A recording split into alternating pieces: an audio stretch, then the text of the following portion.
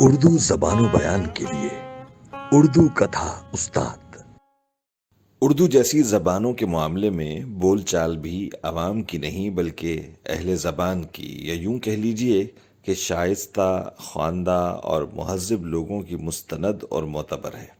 آج ہم اسی بارے میں کسی قدر تفصیل سے بات کریں گے اور کچھ اصولی اور کچھ عملی گزارشات پیش کریں گے۔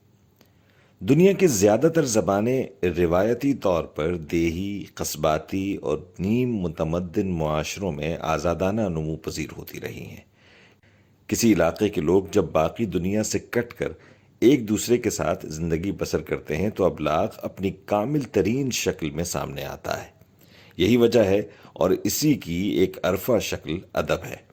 دلچسپ بات یہ ہے کہ کسی تمدن کا فروغ، ترقی اور عالمگیریت زبان اور ادب دونوں کے لیے مہلک ثابت ہوتا ہے۔ اس کی وجہ یہ ہے کہ نئے نئے لوگوں سے میل جول اور رنگ برنگی روایات و معمولات ثقافت اور تمدن کو تبدیل ہونے پر مجبور کرتے ہیں، جس کے سبب الفاظ رفتہ رفتہ ان معانی سے محروم ہو جاتے ہیں جن پر ابلاغ اور ادب کی بنیاد قائم ہوتی ہے۔ یہی وجہ ہے کہ اکثر زبانوں کے بہترین بولنے والے شہروں میں نہیں بلکہ دیہات میں پائے جاتے ہیں۔ عربی میں بدوؤں کی زبان معتبر ہے اور برطانوی انگریزی کا معیاری تلفظ ایک گاؤں کے لوگوں کی بول چال سے ماخوذ ہے۔ اردو کا معاملہ زبانوں کی اس عام روش سے مختلف ہے۔ یہ اصلاً کسی معاشرے اور تمدن کی نہیں بلکہ لشکروں کی زبان ہے۔ برصغیر کے کسی خطے میں اس کا ارتقاء ایک علاقے کی زبان کے طور پر نہیں ہوا بلکہ یہ تب پیدا ہوئی جب ہر طرف سے یورش آ کر آنے والے مختلف النسل لوگوں نے مقامی لوگوں سے راہ و رسم پیدا کی۔ اگر برصغیر کو سونے کی چڑیا سمجھ کر چڑھ دوڑنے والے حریص تالے آزما نہ ہوتے تو اردو بھی نہ ہوتی۔ یہ لشکروں، منزلوں، خیمہ گاہوں، شہروں، بازاروں اور عوامی مقامات پر رابطے کی ٹوٹی پھوٹی زبان کے سوا کچھ نہ تھی، جو کہیں کی اینٹ کہیں کروڑا، بھانوتی نے کنبا جوڑا کے مصداق نہ فطری طور پر پیدا ہوئی تھی اور نہ بولی جاتی تھی۔ یہی وجہ ہے کہ ہمارے پرانے شاعروں کو اردو میں شعر کہنا زیادہ پسند نہیں رہا، وہ اسے بازاری زبان سمجھتے تھے۔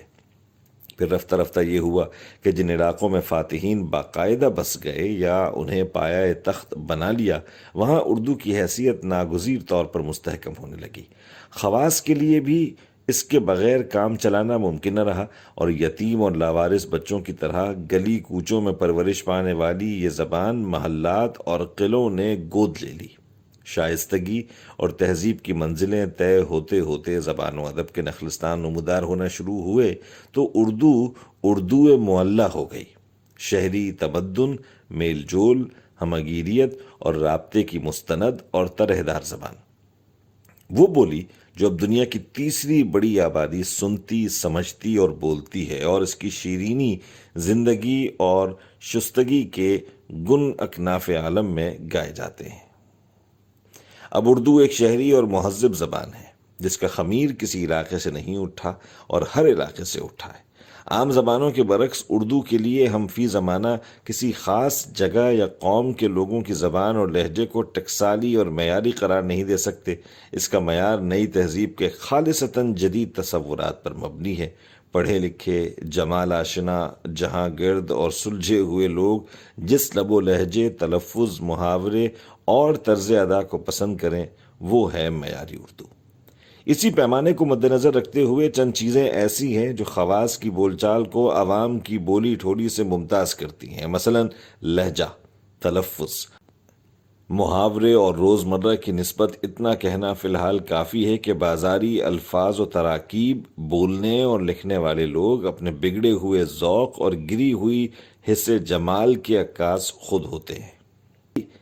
ان کی خرافات پر مداری کے تماشے کی طرح تالیاں تو پیٹی جا سکتی ہیں مگر وہ اثر چاہ کر بھی مرتب نہیں کروایا جا سکتا جو نتھری اور نکھری ہوئی ادبی زبان کے پاکیزہ کلمات دل اور روح پر چھوڑتے ہیں۔ تلفظ اور لہجے کے بارے میں لوگوں کے ہاں انتہا پسندانہ رویے پائے جاتے ہیں۔ کچھ ایسے ہیں جو ان پڑھ، جاہل اور بے وقوف لوگوں کی طرح منہ چلا کر شاید اس سوخیانہ طرز ادا کو جمہوریت کا حسن سمجھتے ہیں۔ ان لوگوں کے بارے میں اس حدیث رسول صلی اللہ علیہ وسلم سے زیادہ کچھ نہیں کہا جا سکتا جس کے مطابق جس نے کسی قوم کی مشابہت اختیار کی وہ انہی میں سے ہو گیا۔ دوسرے وہ ہیں جو ابھی تک اردو کو فارسی، عربی، ترکی، انگریزی اور ہندی کی عینک سے دیکھتے ہیں۔ ہم انہیں پڑھے لکھے مگر گمراہ لوگ خیال کرتے ہیں۔ یہ آپ کو الفاظ کے ایسے ایسے تلفظ اور تجویدیں بتائیں گے کہ آپ اردو بھول جائیں گے اور اردو آپ۔ ان سادہ لوح مگر عموماً مخلص لوگوں کو ہم انشاءاللہ خواہ انشاء کا وہ فیصلہ یاد دلانا چاہتے ہیں جو نہایت فطری اور حکیمانہ بنیادوں پر کیا گیا ہے اور ہر زبان کے لیے اصل اصول کی حیثیت رکھتا ہے۔